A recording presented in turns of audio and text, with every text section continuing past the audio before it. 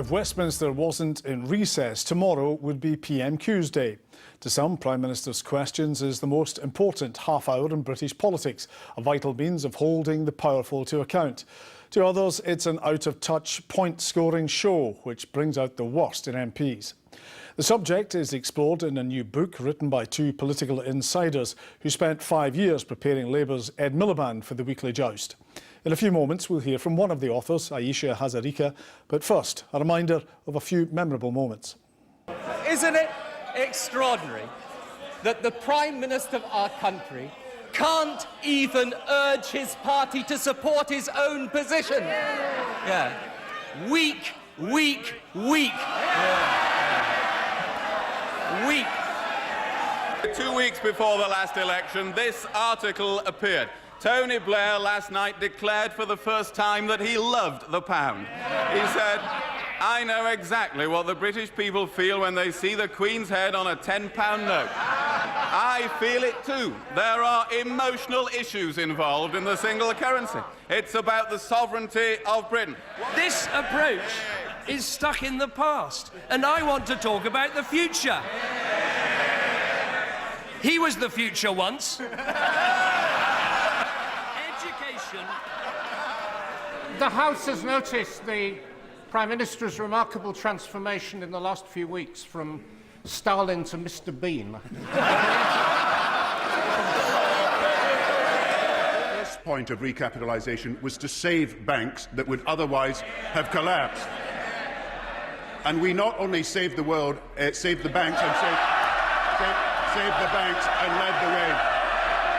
Mr. Speaker, in the light of his U-turn on alcohol pricing, can the Prime Minister tell us, is there anything he could organise in a brewery? And I ask one from a woman called Marie, who says, what does the government intend to do about the chronic lack of affordable housing and the extortionate rents charged by some private sector landlords in this country? Prime Minister. And the only reason that they will not guarantee it is because they want to cut pensions. It's not the message to pensioners. You cannot trust this Prime Minister. You cannot trust the Tories on your pension. A boss, and maybe even a boss who exploits the rules to further his own career. Remind him of anybody? So, Ayesha, what is the value of Prime Minister's Questions? Well, when we wrote this book, we were very aware that people were saying, look, it's all Punch and Judy, it's like a zoo or like a primary school playground. What is the point of PMQs? But when we went through it, our conclusion was it still matters. It's still very important in our democracy that the most important man or woman in the country is held to account every week at Wednesday at noon, and she or he can take questions on any subject from any member of Parliament in the land. That's a very important, unique part of our democracy. And the fact that it's noisy, the fact that sometimes it does get boisterous, that's actually a good thing, because you want your leaders to be able to stand the rough and tumble of politics.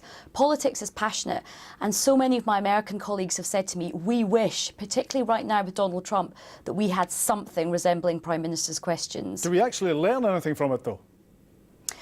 I think there's always an art to not answering the question, which of course Prime Ministers have become very adept at doing. But you do learn some things from Prime Minister's Questions. And it's also important for backbench MPs. There's often local issues which it's really important for them to raise. But it also allows political parties to set and test big, important, strategic political messages.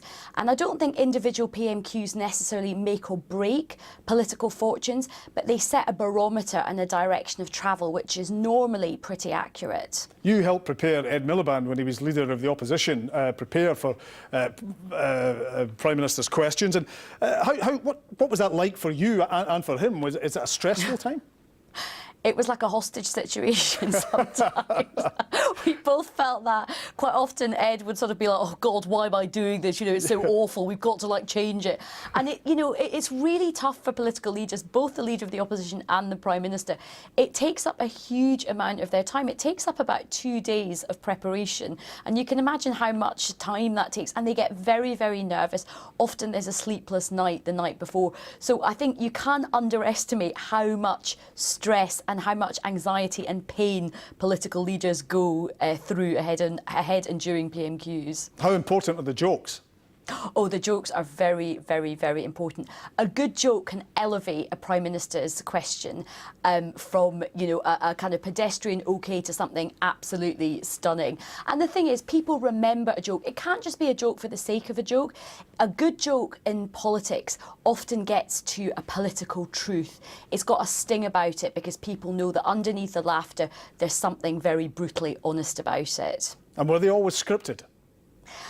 Yes, most of the time. One of the big things at PMQs is that it's a bit like stand-up comedy. It's sort of, you can look like it's just popped into your head, but actually the best spontaneity is often heavily rehearsed. And who was particularly good at Prime Minister's questions? So I think the vintage pairing was William Hague against Tony Blair. I think both those political leaders were very, very adept at the dispatch box. William Hague was famed for his great wit and his great humour. Tony Blair was a very, very good performer, and their clashes, always got people talking. They had great lines in them. William Hague said something very interesting to us. He said that when he became leader of the Conservative Party, obviously he'd lost the election to Tony Blair. Labour had this huge majority, but Prime Minister's questions was the one opportunity where he could give his party back a tiny bit of dignity because he was a good performer at the dispatch box. So I think they were sort of the heydays of Prime Minister's questions. Margaret Thatcher was a very strong performer at the dispatch box as well. She's sort of the mother of modern Prime Minister's questions. But even after years and years at the dispatch box, one of her advisors told us she was still so nervous her leg used to shake at the dispatch box. And we see the Prime Minister with the big book and the colourful tabs on it. They genuinely don't know what they're going to be asked, do they?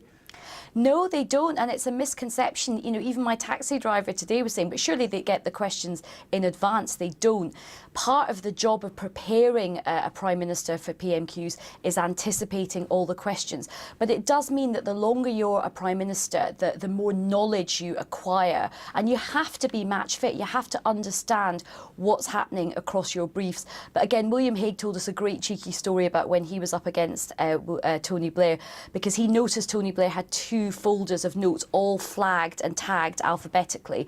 So sometimes he would start with a question around the early part of the alphabet, round about A and B. Then he would jump to something around the T's or a question on zoos or something like that. So Tony Blair would be scrabbling around his folders. So all these little, tricks of the trade came out in the process of researching the book. So Hague and Blair were the best pairing. How does the current pairing compare? Well, I think it's safe to say that they're both not natural performers at the dispatch box. They're somewhat underwhelming as kind of great orators or great wits. But what's interesting is that actually Jeremy Corbyn has managed to slightly change the tone of Prime Minister's questions. You might remember when he first became leader of the Labour Party, he introduced sort of a people's question time where he would ask a question saying, oh, Brenda from Pontefracht's got a question about bins. And everyone would kind of like groan a bit, but actually it took the heat out of PMQs quite a lot because the Tory MPs told us, look, they don't mind jeering Jeremy Corbyn, but they don't want to jeer Brenda from Pontefract.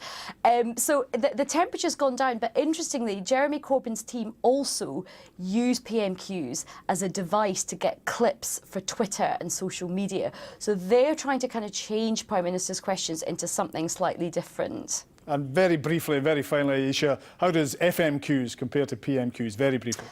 Well, FMQs, the really interesting thing is, people have often said if you had lots of women leaders, that Prime Minister's questions would be somehow docile or quiet. And FMQ shows that that is absolutely not the case at all. Ayesha Hazarika, thank you very much indeed for joining us in Scotland tonight. Pleasure.